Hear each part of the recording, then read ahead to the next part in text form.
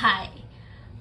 So the first video in this channel was about creating a website for startups, somebody who was in retail and now wants to go online, and how do you make your own website, how do you optimize it using keywords.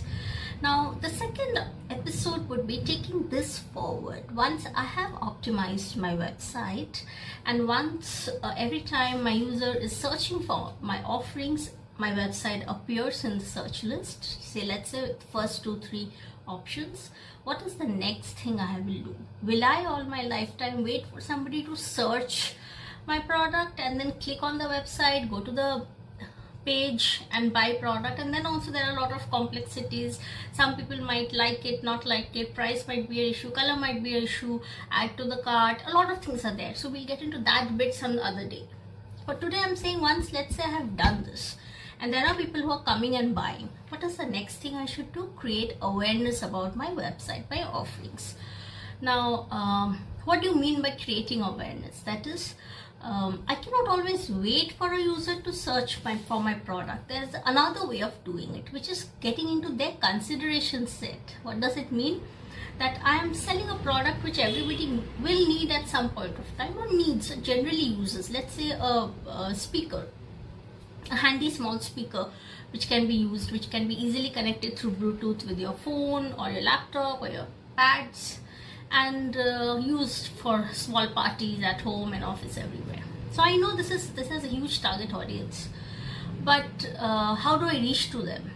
I reach to them by creating awareness about my product. That is, wherever they are, identifying that points of contact, wherever they are, I make sure when they're browsing in their specific regions of interest regions, my ad appears. If it doesn't sound too familiar, I'll break it down further. Let's say I'm on Amazon and I've seen a phone there, or I've seen a gadget there. Now after I've seen it, I have spent a lot of time understanding it, but I don't want to buy it right now. It was just sort of curiosity that I saw, let me see what it is. Now when I'm surfing to any other website, do we not see that Amazon ad everywhere? We see, and we say, oh, they're following me everywhere. We always do that. Oh God, they always follow us. And they follow us for the next 2-3 days until we go back, or we don't go back, whatever, to the website. What is that called? Well, that is something that Google has.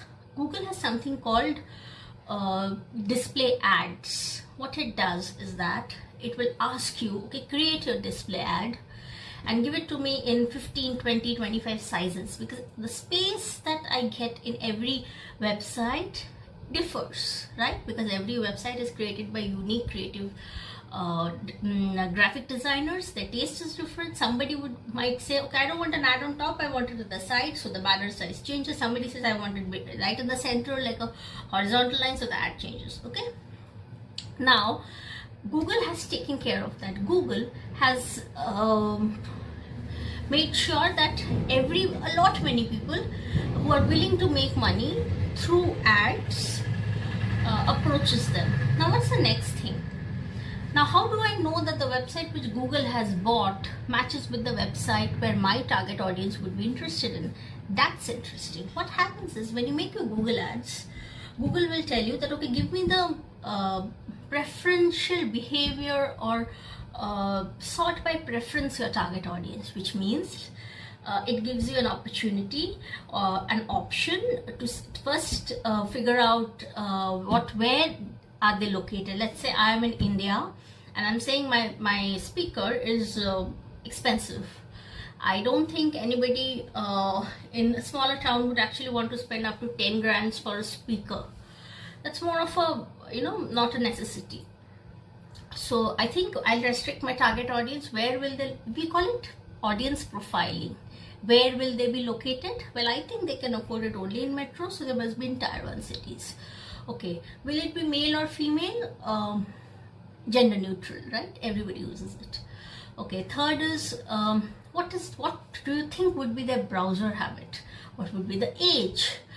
Would they be interested? Would they be following a particular brand? Do you want to target other speaker brands as well? There are a lot of things that goes into it. Now these are things which can I do on my own. The basics I can do, definitely.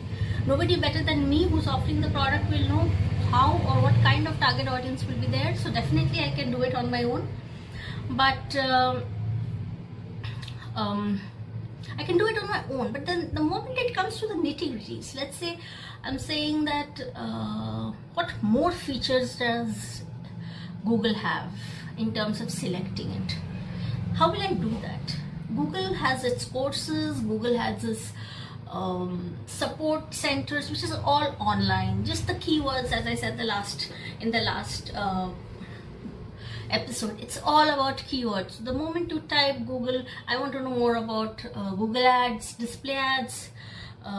Actually it's called GDN, Google Network Display.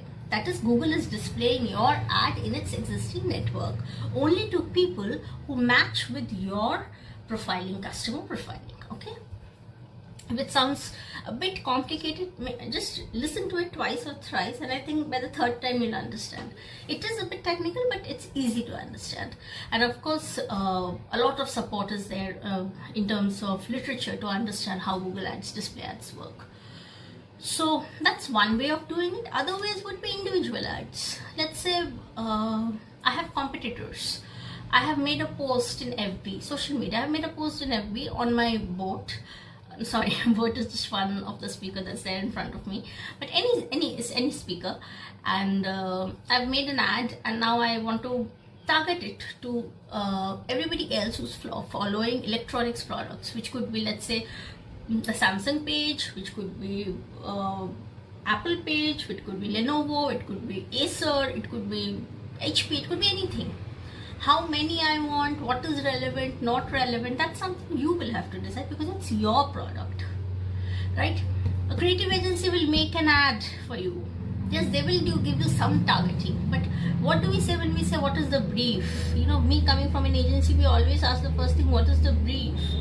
So as an owner, as a creator, as a developer of a product, I will know that will somebody who is willing to spend 10 grand on my speaker be the same person who might have bought a 1 lakh rupees phone? Or is he somebody who would buy a 1.5 lakh iPhone? Or is it somebody who would buy, no, I'm okay with MI, 20 grand?